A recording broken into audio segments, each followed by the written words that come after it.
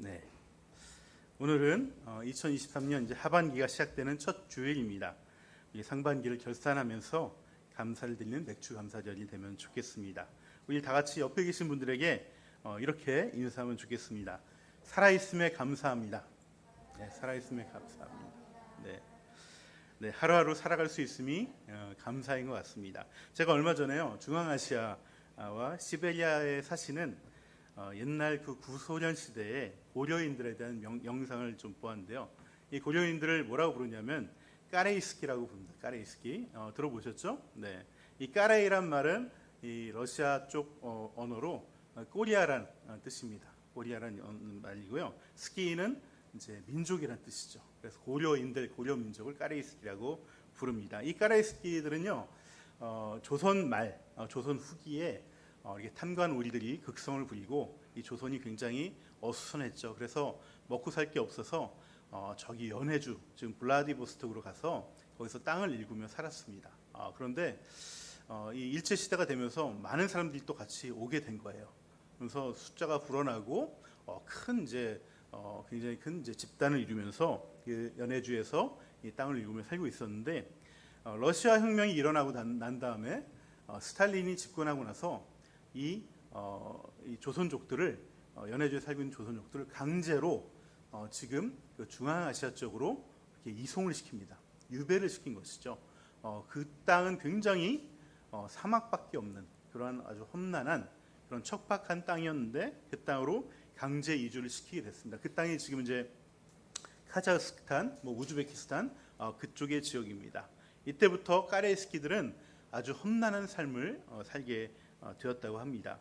이분들이 조국을 떠나서 이방 땅에서 개간하며 살다가 또다시 이렇게 극심한 황무지로 유배가 돼서 아주 고달픈 또 멸시받는 삶들을 살아오셨는데 이 까레이스키들은요, 서로 만나면은 하는 인사말이 있다고 합니다. 이 인사말이 뭐냐면 에이 숨채요 라는 말입니다. 뭔가 숨이 차는 것 같지 않습니까? 네, 에이 숨채요라는 이런 인사말을 했다고 합니다. 이 에이 숨채요라는 말의 인사말은 그 의미는 뭐냐면 지금 살아있는 것만이, 지금 살아있는 것이 숨차도록 고맙다는 뜻이에요. 숨차도록 고맙다. 낯설고 정말 서러운 이방 땅에서 가혹한 환경과 또 혹독한 날씨 속에서 정말 살아가는 것 자체가 너무나 힘들고 벅찬 일이지만 까레이스키들은 이 살아있다는 것만으로도 감사하자면서 서로를 인사말로 격려하고 버텨냈다는 것이죠. 여러분, 올해 상반기를 어떻게 보내고 계시고 마치고 계십니까? 어떤 분들은 정말 하루하루 헐떡이며 살아오신 분들도 계실 것 같아요. 또 어떤 분들은 잠시 숨을 고르면서 또 후반전을 준비하고 계신 분들도 계실 것 같습니다. 우리의 삶들이 저마다 다 무게는 다르지만 그렇다고 모두에게 쉬운 삶은 아니었던 것 같습니다. 하지만 그럼에도 불구하고 우리에게 또다시 살아가야 될 이 또 나머지 반년이 있기에 또 여전히 그 살아갈 우리 자신이 살아있기에 지금 우리가 숨차도록 감사하며 우리가 나머지 후반전을 준비해보면 좋겠다 생각해봅니다. 여러분, 우리 다시 한번 옆에 분들에게 이렇게 인사하면 좋겠습니다. 에이 숨채요. 에이 숨채요. 네, 그렇습니다. 우리 이 인사말 당분간 하도록 하겠습니다. 네. 오늘은 요한계시록 세 번째 시간입니다. 요한계시록 이제 2장 3장으로 넘어가는데요. 이 요한계시록의 2장 3장은 지금의 터키 지역이죠. 이 터키 지역인 소아시아에 흩어져 있던 7교회의 편지의 내용들이 적혀져 있습니다. 요한 사도께서요, 이 본격적인 계시록의 어떤 묵시와 이 환상의 내용들을 전하기에 앞서서, 기록하기에 앞서서 먼저 이 7교회의 편지를 보낸 데는 그 이유가 있습니다. 지금 이 7교회는 사실 7교회만 얘기하는 것은 아니고요. 초대교회의 다른 모든 교회를 대표하는 교회로서의 7교회를 얘기하는 것입니다. 지금 로마 제국의 박해와 핍박의 환란 속에 있는 이 7교회에 대해서 위로와 격려와 승리에 대한 그 칭찬, 그리고 무너짐과 타락에 대한 책망은 어떤 것이냐면 바로 4장 이후의 묵시의 내용과 환상적인 내용에 사실 그대로 담겨져 있다는 뜻이에요. 네. 지금 2장에 3장에서 나누고 전한 이 일상적인 언어로 우리가 이해할 수 있는 이 언어로 써진 것이 사실은 이 4장 이후에 묵시와 이 환상의 내용이라는 것이에요. 앞으로 묵시와 환상을 통해서 지금 너희들이 겪고 있는 이 절박한 상황을 사실보다 더 생생하게 이 묵시와 이 환상을 통해서 알려줄 것인데, 그 내용은 지금 바로 보내고 있는 7교회에 대한 편지의 내용과 같다는 것을 미리 그 내용을 알려주시는 것이죠. 그래서 이 최후의 승리는, 이 영적 전쟁의 최후의 승리는 결국 주님과 교회에 있는 것이니 각 교회들은 두려워하지 말고 이 승리의 전쟁에 참여하라는 것입니다. 그래서 각 교회에 보내는 메시지의 마지막에는 반복되는 이 구절인데, 그것이 바로 이기는 자에 대한 축복이 담겨져 있는 것이에요. 힘을 내어서 그 영적 전쟁에 승리하라는 의미로 이 축복을 해주시는 것입니다. 에베소 교회도 이와 같은 말씀이 담겨져 있죠. 이번 주 묵상 구절이기도 합니다. 7절 다시 한번 읽어볼까요? 네, 우리 마지막에 읽었던, 네, 함께 읽어보겠습니다. 네. 귀가 있는 사람은 하시는 말씀을 들어라. 이기는 사람에게는 내가 하나님의 낙원에 있는 생명나무의 열매를 주어서 먹게 하겠다. 이렇게 말씀하고 계십니다. 여러분, 여기서 계속해서 각 교회들마다 끝날 때는 성령이, 귀가 있는 사람은 성령이 교회들에게 하시는 말씀을 들어라. 이기는 자에게는 이러이러한 축복을 주겠다. 이 말씀이 계속 반복되는데요. 이 반복되는 이기는 자에게 주어지는 축복에서 중요한 것은 무엇이냐면, 이 이기는 자가 특별히 단수형으로 되어 있다는 거예요. 단수형으로. 또 현재형으로 되어 있다는 것입니다. 그 이유는 이 승리는 옆에 사람이 승리한다고 내가 묻어서 갈 수 있는 것이 아니라는 거예요. 이 승리는 각자에게 주어진다는 것입니다. 성도 개개인들이 이 최후의 승리를 위한 이 전쟁 가운데, 전투 가운데 주님과 동행하지 않으면 그 사람은 승리의 열매를 거머쥘 수 없다는 것을 말하는 것이죠.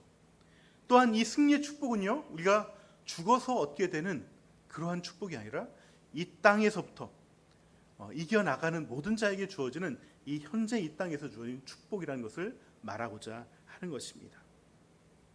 그래서 오늘 말씀을 통해서 우리 모두가 이 이기는 자의 복을 일상에서 붙잡고 누릴 수 있으면 좋겠습니다. 그래서 이번 주부터 에베소 교회부터 시작해서 마지막 라오디게아 교회까지 총 7교회 보내는 편지에 대해서 이렇게 찬찬히 살펴볼 터인데, 보통 이렇게 강의 설교를 하다 보면은 요한계시록 같은 경우는요, 이제 요 7교회 보내는 편지를 끝나고 4장부터 시작되는 이 묵시와 환상을 또 봐가기 시작할 때는 이 앞에 부분 다 까먹어요. 네, 다 까먹습니다. 그래서 이게 이 묵시와 환상이 얘기하고자 하는 바를 까먹게 됩니다. 네, 그 본뜻을 잘 놓치게 되는 경우가 있다는 것이죠. 이 묵시와 환상은 굉장히 장엄하고 또 영적인 내용들로 되어 있기 때문에 그 내용을 다루다 보면은 이 원래 뜻, 각 교회 보내는 그 편지를 통해서 모든 교회들이 하고 싶어하는 주님의 뜻을 놓칠 수가 있다는 것이죠. 그래서 저는 이제부터 다음 주에는 4장을 다시 시작하고 할 거고요. 중간중간에 다시 7교회 보내는 편지들 각 교회별로 이렇게 중간중간에 살펴보면서 같이 진행하도록 하겠습니다. 자, 그러면 이제 이 에베소 교회가 어떤 교회인지 좀 살펴볼 필요가 있습니다. 지도를 한번 보여주시기 바랍니다. 지도를 보시면 에베소 교회는 7교회 중에서 이 요한이 사로잡혀 있던 이 반모섬과 제일 가까운 곳에 위치했던 교회입니다. 그리고 가장 큰 항구 도시였습니다. 그 항구 도시에 있던 교회였어요. 대부분의 항구 도시가 그렇듯이 에베소도요, 상업이 발달한 매우 국제적인 도시였습니다. 그래서 에베소는 로마 제국의 수많은 민족들이 모여들어서 마치 인종 전시장과 같은 그런 곳이 바로 에베소 도시였던 것이죠. 지금의 뉴욕과 같은 도시라고 생각하시면 될 것 같습니다. 경제적으로 굉장히 풍요롭고요, 또 학술적으로 문화적으로 굉장히 큰 높은 수준의 것들을 향유하면서 살았던 도시입니다. 당시 이곳에 아주 유명한 명소가 하나 있었는데 바로 티라노스 서원이라는 곳입니다. 티라노스 서원. 엄청난 장소를 보유하고 있는 그러한 도서관 같은 개인의 어떤 그 서고인데, 이 티라노스 서원이라는 것이 있습니다. 우리 사도행전 19장에 나오는 두란노 서원이 바로 이 티라노스 서원을 얘기하는 것이죠. 네. 바울이 고린도에서 브리스길라와 아굴라와 부부와 함께 이곳 에베소로 와서 바울은 이 두란노 서원에서 복음을 전하면서 에베소 교회를 세웠어요. 그래서 그런지 이 에베소 교회는 굉장히 지적으로 뛰어났던 교회입니다. 그래서 오늘 말씀 2절을 보시면은 악한 자들을 참고 내버려 두지 않았고 자칭 사도라 했던 거짓 사도들을 시험에서 쫓아냈다는 그 칭찬을 듣는 것을 볼 수가 있습니다. 사실 이렇게 된 이유는 이 에베소 교회 성도들이 바울의 말씀을 잘 따랐기 때문에 그런 거예요. 사도행전 20장을 보시면 바울이 에베소에서 3년 동안 가르치고 교회를 세우면서 이제 그것을 어느 정도 마치고 다른 도시로 떠나게 되는데, 이 배를 타기 전에 이 항구에 에베소 교회의 장로들을 다 모아놓습니다. 당시에는 가정교회이기 때문에 에베소 도시에 있는 각 가정들에게 있는 목자들, 리더들 다 불러서 이들에게 이런 당부를 합니다. 우리 띄워주시겠습니까? 제가 읽겠습니다. 내가 떠난 뒤에 사나운 일이 여러분 가운데로서 들어와서 양떼를 마구 헤아리라는 것을 나는 압니다. 바로 여러분 가운데서도 제자들을 이탈시켜서 자기를 따르게 하려고 어그러진 것을 말하는 사람들이 나타날 것입니다. 그러므로 여러분은 깨어있어서 내가 3년 동안 밤낮 쉬지 않고 각 사람을 눈물로 훈계했던 것을 기억하십시오. 이 말을 남기고 떠나게 되는 것이죠. 이게 무슨 말이냐면, 당시에는요, 이 교회를 돌면서 이게 가르치는 순회 교사들이 있었습니다. 또 순회 선교사님들이 있었어요. 이 사람들은 이 교회 저 교회를 막 돌아다니면서 말씀을 전하던 사람들이었는데, 물론 바울과 이런 아볼로와 이런 사람들처럼 아주 훌륭하신 분들도 있었지만은 그 중에는 상당수는 돈 때문에 사역하시는 분들이 있었어요. 그 당시에도. 그래서 이 사람들은 성경에 대한 나름대로 해박한 지식을 갖고 또 무엇보다도 아주 뛰어난 언변수를 가지고 교회에 가서 말씀을 전하면서 이 교회를 자기가 쥐락펴락하고 또 많은 또 헌금을 모으게 하고 그것으로 자기 사리사욕을 채웠던 사람들이 있었던 것이죠. 그렇게 해서도 잘 가르치면 모르겠는데 대부분 거짓 복음들을 많이 전하고 있었다는 것입니다. 지금으로 따지면 예수 믿으면 정말 물질의 복을 받는다. 아니면 예수 믿으면, 예수 잘 믿으려면 세상 일을 좀 등지고 이렇게 좀 천상의 것을 더 집중해야 된다. 사실 그렇지 않습니다. 진리와 전혀 상관없는 이런 세속적인 얘기예요. 그리고 잘못된 교리의 설교들을 하면서 교회들을 흔들어 놓고 자기가 쥐락펴락하려고 했다는 것이죠. 그래서 바울은 이런 거짓 교사들에게 에베소 교회가 미혹당할지 모르니까 단단히 주의를 주고 떠났던 것입니다. 특히 에베소 교회에 이 말씀을 단단히 당부한 이유는요, 아까 지도에서 보셨듯이 이 에베소 교회는 터키에 있는 다른 교회들을 가는 관문의 첫 교회였어요. 대부분 순회교사들은 선교사들은 어떻게 오냐면 배를 타고 에베소에 내려서 그 다음에 육로를 따라서 이 일곱 교회나 그 지방에 있는 터키에 있는 대부분의 교회들을 돌면서 또 이렇게 말씀을 전했다는 것입니다. 그래서 이 첫 관문인 에베소 교회에서 먼저 이런 거짓 교사들을 좀 걸러내주고 막아달라고 이렇게 당부를 했던 것이죠. 에베소 교회는 이런 바울의 가르침대로 이런 거짓 교사들과 거짓 사도들을 칼같이 골라내고 내쳤습니다. 여러분, 사실 이러한 분별력은 사실은 평신도들에게는 쉬운 것이 아닙니다. 게다가 그때는 기독교 교리가 완전하게 정립이 된 것도 아니었어요. 또 신약 성경도 확정되지 않았을 때였습니다. 오히려 바울 같은 참된 사도들이 또 배척당하던 시대이기도 했습니다. 그런 불확실한 시대에 사도들의 가르침대로 바로 서서 분별력을 가지고 참과 거짓을 가려낸다는 것은 참으로 대단한 일이었던 것이죠. 에베소 교회의 장점은요, 그것뿐만이 아니었습니다. 모든 일에 참고 주님의 이름을 위해 견디고 게으르지 않았습니다. 많은 일에 애쓰고 노력했습니다. 참으로 훌륭한 교회죠. 그래서 주님은 2절에서 내가 너희 한 일과 수고와 인내를 잘 알고 있다라고 위로와 격려의 말씀을 먼저 전해주셨던 것입니다. 여러분, 주님께서는요, 우리가 주님의 몸된 교회를 위해서 애쓰고 노력했던 그 모든 헌신과 섬김과 노력을 다 알고 계십니다.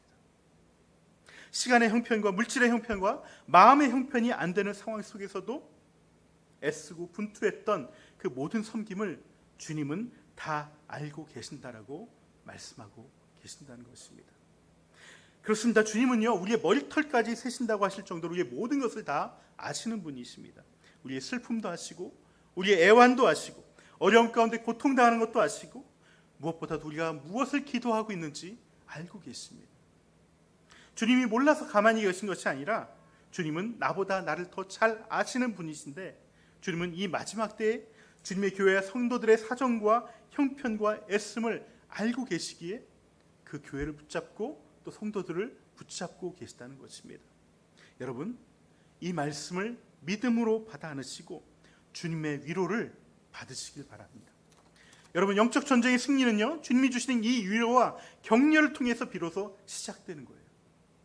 주님이 힘주심이 없다면 이 전쟁을 끝까지 치러 나갈 수도 없고 우리는 시작할 수도 없습니다. 이 주님의 위로와 격려와 칭찬을 통해서 승리의 길을 걸어가는 저와 여러분이 되면 좋겠습니다. 그런데요, 우리 신앙생활을 할 때 이 건강한 신앙생활이라는 것은 뭐냐면 이 주님의 위로와 함께 또한 주님의 책망도 함께 들어야 된다는 것이에요. 주님께서는 우리의 머리털도 다 세신 바 될 정도로 모든 것을 알고 있기에 우리의 섬김과 헌신과 어려움도 알고 계시지만 동시에 우리의 부족함과 우리가 고쳐 나가야 될 그 점도 확실하게 알고 계시다는 거예요. 그래서 우리는 주님 앞에서 주님의 사랑과 긍휼로 인해서 은혜도 받지만 때로는 주님의 그 불같은 눈동자 앞에서 두려움과 경외감을 가지고 주님께 나아가야 되는 것이죠. 에베소 교회는요, 바울의 가르침대로 거짓과 진리를 분별하고 거짓 교사들로부터 교회를 지켜내왔지만 이 부분에 너무 집중하다 보니까 그만 너무나 차가운 교회가 되어버렸어요. 차가운 교회가. 이게 맞는 거야? 틀린 거야? 비판하고 따지고 비평하고 옳고 그름을 자꾸 나누면서 생각하다 보니까 어느새 그들의 마음에 따스한 온기들이 점점 사라져갔던 것이죠. 그래서 주님은 4절에서 이렇게 말씀하십니다. 그러나 너에게 나무랄 것이 있다. 그것은 내가 처음 사랑을 버린 것이다. 이렇게 말씀하십니다. 여러분, 개역개정에는 이 나무라 한다는 말을 책망할 것이 있다라고 얘기를 합니다. 무엇을 책망하신다는 것입니까? 바로 이 에베소 교회가 이 첫사랑, 처음 사랑을 버렸다는 것을 책망하시는 거예요. 그렇다면 여러분, 이 처음 사랑이란 것은 무엇일까요? 이 처음 사랑이 무엇이길래 에베소 교회는 이 처음 사랑을 놓치고 버렸던 것일까요? 이 부분에 대해서 많은 성경학자들이 두 가지 의미를 얘기를 합니다. 하나는 뭐냐면 이 처음 사랑은 바로 하나님에 대한 사랑을 얘기한다고 얘기합니다. 또 하나는 이웃에 대한 사랑을 얘기한다고 얘기합니다. 먼저는 에베소 교인이 처음에 바울로부터 이 복음을 받아들이고 정말 교회를 세워졌을 때 하나님을 너무나 뜨겁게 사랑했는데, 이 복음의 은혜로 인해서 하나님 너무나 사랑했는데 이제는 그 하나님에 대한 뜨거운 사랑이 식어져 버렸다라고 해석을 하는 것이죠. 또 한편으로는 이 옳고 그름을 따지다가 내 옆에 있는 이웃에게도, 내 형제 지체들에게도, 자매 지체들에게도 이 옳고 그름을 잣대를 들이대면서 그 이웃을 사랑하는 마음이 식어졌다라고 이렇게 해석을 하는 것이 있습니다. 그래서 이 에베소 교회가 따스한 교회가 아니라 냉랭한 교회가 되어버렸다라는 것이죠. 사실 이 두 가지 해석은 다 맞습니다. 하나님에 대한 사랑은 결국 이웃에 대한 사랑으로 나타날 수밖에 없기 때문에 이 두 가지는 다 맞는 얘기예요. 하나님을 뜨겁게 사랑하지 않는 사람은 이웃에 대한 사랑도 식어버릴 수밖에 없습니다. 하지만 저는 묵상 가운데 주님께서 조금 다른 해석의 마음을 저한테 주셨어요. 그것은 이 처음 사랑이라는 것이 바로 우리들이 가지고 있는 하나님에 대한 사랑과 이웃에 대한 사랑이기에 앞서서 하나님에게 우리에게 주셨던 그 처음 사랑, 우리들이 여전히 죄 가운데 있을지라도 우리를 사랑하시기 위해서 아들을 주시고 그 핏값으로 우리를 사셨던 그 하나님의 사랑, 그 모든 사랑 가운데서 가장 처음으로 열매 맺었던 그 원형적인 사랑을 에베소 교인들이 저버렸다는 거예요. 잊어버렸다는 거예요. 우선순위에서 뒤로 밀렸다는 것입니다. 원문을 보시면 이 처음 사랑은 헬라어로 뭐라고 얘기하냐면 프로토스 아가페라고 얘기합니다. 우리 아가페는 사랑이란 말 다 알고 계시죠? 처음이라고 보였던 이 프로토스는 맞습니다. 스타크래프트에 나오는 프로토스 종족의 이름입니다. 스타크래프트 세계관에서도 이 프로토스는 가장 최초의 종족이었죠. 원형적인 종족이었습니다. 이 프로토스라는 것은요, 모든 것의 원형과 기원을 말하는 것이에요. 그래서 이 프로토스 아가페라는 것은 모든 사랑이 있게 만드는 최초의 사랑, 그 원형적인 사랑을 말하는 것입니다. 사실 우리는 우리 스스로 사랑을 만들어내지 못하는 존재입니다. 우리 안에 있는 이 자기중심성이라는 이 죄성 때문에 우리는 누군가를 순전한 마음으로 사랑할 수 없는 존재예요. 설령 우리가 순전하게 누군가를 사랑한다 할지라도 그 사랑은 매우 일시적이고 제한적일 수밖에 없습니다. 우리는 하나님의 형상으로 지음받았음에도 불구하고 우리의 죄성으로 인해서 온전한 사랑을 하지 못하는 존재들이란 것입니다. 그래서 우리가 사랑을 하려면요, 우리가 하나님을 사랑하고 이웃을 사랑하려면 우리 안에 이 사랑의 원형인 이 하나님의 사랑이 여전히 불씨로 남아져 있지 않으면 우리는 이 사랑을 베풀 수가 없는 것입니다. 하나님이 우리에게 주신 이 사랑을 온전하게 간직하고 있지 못한다면, 그 처음 사랑을 붙잡고 있지 않다면 우리는 우리의 신앙의 열매들인 관계의 열매들을 맺는데 실패할 수밖에 없다는 것입니다. 여러분, 우리가 신앙을 하는 데 있어서 진리가 중요하고 옳고 그런 것을 분별하는 것이 매우 중요하고 필요한 것입니다. 하지만 이 분별력의 지혜가 이 사랑이란 그릇 안에 담겨 있지 않는다면 그 지혜는 아무런 쓸모가 없어요. 그 진리와 지혜는 결코 온전하고 건강하게 작동하지 않는다는 것입니다. 제가 요즘 건강 때문에 기능성의학에 대해서 좀 관심을 가지고 공부를 하고 있고요. 또 진료도 받고 있고 하고 있는데, 제가 얼마 전 피 검사를 하니까 호모시스테인이라는 항목의 그 수치가 굉장히 높게 나왔어요. 이 호모시스테인이 뭐냐면 일종의 혈액 독소인데요. 우리가 단백질을 소화하면서 이 분해할 때 완전히 소화되지 않아서 남아있는 이 단백질의 잔재물들, 그 아미노산 찌꺼기들이 남아서 결국 혈액 속에서 독이 되는데, 그것을 바로 이제 호모시스테인이라고 얘기를 합니다. 이 호모시스테인이 왜 생기냐 하면은 우리 안에 아무리 단백질 소화 효소가 많아도 그 소화 효소를 싣고서 이 단백질과 만나게 해주는 그 트럭이 없으면, 운송 수단이 없으면은 우리가 아미노산을 잘 분해해서 소화할 수 없다는 거예요. 그 트럭에 해당하는 역할을 하는 것이 바로 미네랄 성분이죠. 비타민 6, 9, 12.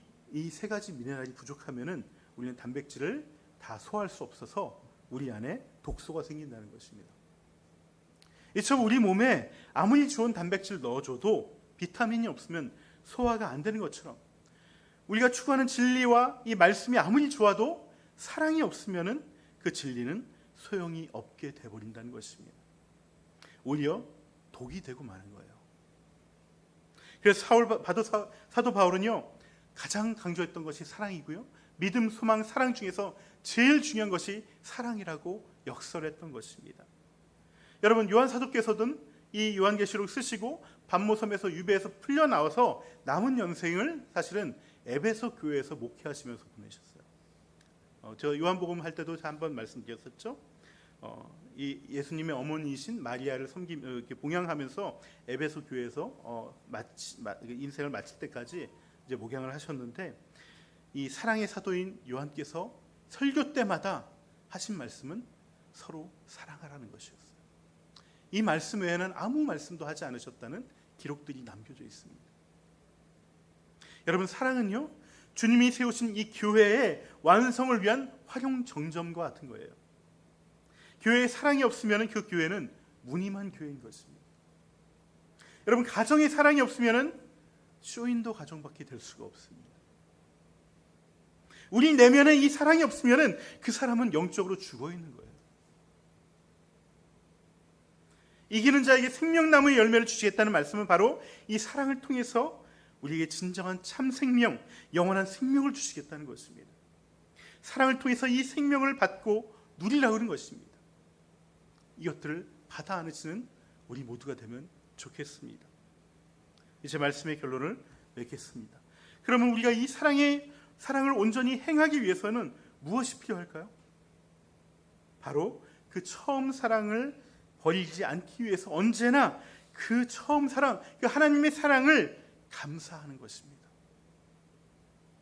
우리가 아직 죄인 되었을 때 우리를 택하시고 부르신 그 하나님의 처음 사랑에 늘 감사하고 새삼스럽게 감사해야 되는 것이에요.